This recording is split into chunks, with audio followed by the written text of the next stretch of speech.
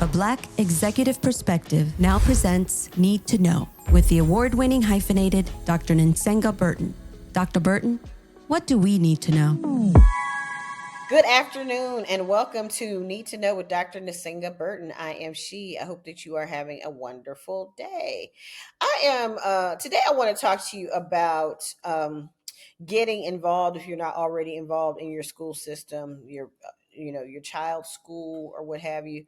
There's been a push by a congressperson out of Texas to make prayer part of the school.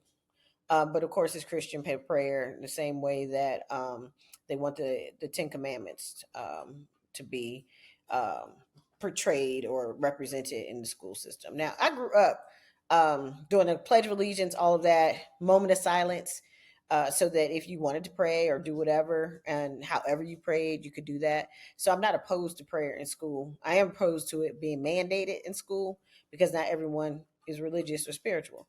But having said that, I find it fascinating and highly ironic and hypocritical for people to be pushing for prayer in schools when schools are being shot up. So I'm like, are we forecasting more shootings? So we need to have prayer so that we can continue praying while kids are being shot up. Like, it doesn't align, right? Prayer in school with kids being shot up does not align. So I'm trying to figure out what the motivation is, because it can't be a spiritual one or a religious one.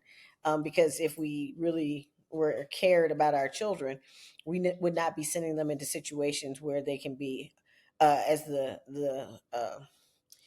gentle people say, unalived, um, so easily and so accessible to people. So what I need you to know is that there are a lot of people out here gaslighting. And there's always been prayer in schools. You just had to pay for it, right? It's called Catholic school, Episcopalian school. You can go to your Jewish school, like, whatever school you want to do. You just have to pay for it. And for people who are always concerned about where their tax dollars are going, and it's usually people who don't pay taxes. But that's another one. That's another entry into Need to Know. But people are also concerned about their tax dollars and where they're going. Tax dollars should actually not be spent because we're supposed to have a separation of church and state. But I never thought it was a problem. Just like I don't think saying grace is a problem. You say grace if you want to or not or whatever. It's like whatever you want to do. I don't think it causes any harm. However, I think to mandate prayer in schools but not mandate gun control or gun laws so that we don't have to be praying in school about our kids getting killed in the streets and at school and on the playground, and teachers having to give their lives to save kids, all these heroes. This gaslight. I'm trying to keep it together because Tony tries I try to be a professional for Tony, but all this gaslighting that's going on. Oh, this teacher was a hero. Oh, this teacher is a hero. College professor for 24 years. I'm not jumping in front of nobody's bullet. Your kid is gone. I'm not going to be a hero because you're not a hero. You are a martyr. When you have to go to work every day, you're not in the military. They're not police officers. They haven't been trained.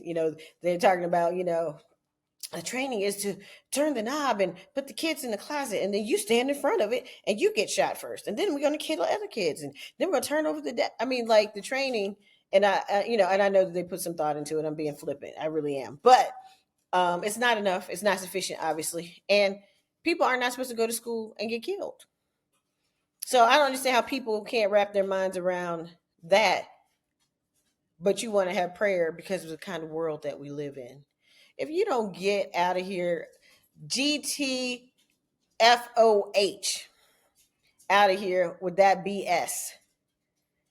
You're not going to indoctrinate us. Like, you're firing people because we're indoctrinating them, apparently, because we're giving them truthful information about history. Oh, they're indoctrinating them. No, we're just telling the truth about history. We have not told the truth about history in this country ever from the founding. I mean, Columbus didn't even make it to the United States. Let's keep it that what we now call the United States. That fool died in the Caribbean. But we still, Columbus founded America and the natives were here not doing anything. Just stop.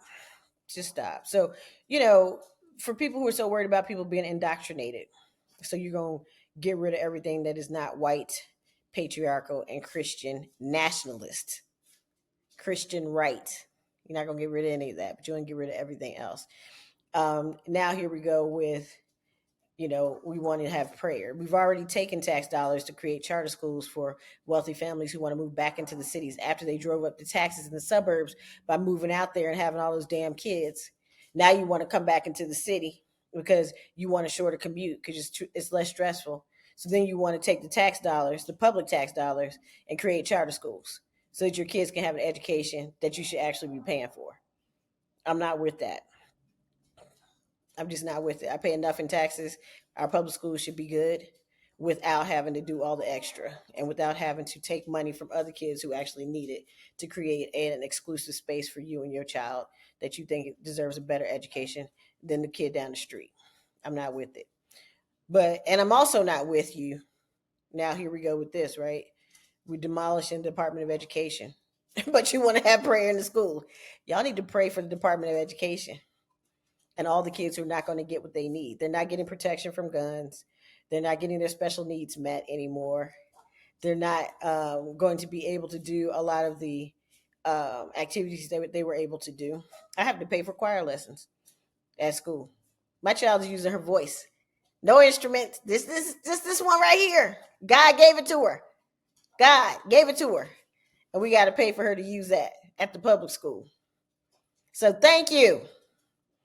So I'm wrapping this up. I say all that to say, I don't want prayer in school because all it's going to do is cost me more money for people who aren't paying taxes or people who really are not being real about what we really need in schools. Teachers need help. They need smaller classes. They need more pay. Children need safety. They need to be uplifted. They don't need to be having drills on how to escape bullets from military style weapons, which people in the military cannot escape. We don't need all that. Stop pretending, stop gaslighting, and let's focus on what's important. The kids. They didn't ask to be here. Same people who want prayer in the school, same people who are anti-abortion. Oh, bring them here. We'll take care of them. They'll be okay. You cut out their food at school. Can't get free lunch. Can't get free health care. Parents, you might allow the child to get it, but don't allow the parent. I don't know how sick parents can take care of healthy kids. I've not seen that work well ever. But hey, maybe you know something I don't know. And all the things that are happening. Just stop it. You don't care about kids in this country. You don't. So what I need you to know is the people who are in charge don't care about kids. So we have to do it. We have to do it. We have to be engaged. We have to join the PTO. If you can't, because you have to work, engage, read everything that they send notes, take time off if you can to go and sit in on a meeting. PTO people, especially in these affluent neighborhoods like I live in, stop having meetings at 3:00 because people who actually work can't make them. If you truly want participation by all people who go to your school, have it at a reasonable time when most people can make it, not when the mothers who lunch and yoga can make it. All right, that's it. That's all I have. All right, so tune in next week to Need to Know with Dr. Nsenga Burton. And, of course, the award-winning podcast, Black Executive Perspective Podcast. I'm going to get that before 2 years is over. A Black Executive Perspective Podcast with Tony and Chris, who are just amazing. And it's a great podcast. You should absolutely love it. I know. That's what I see. I'm paying attention.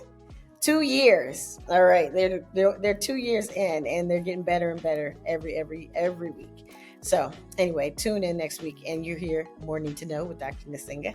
And of course, Tony and Chris on the award-winning A Black Executive Perspective Podcast. See you later. A Black Executive Perspective.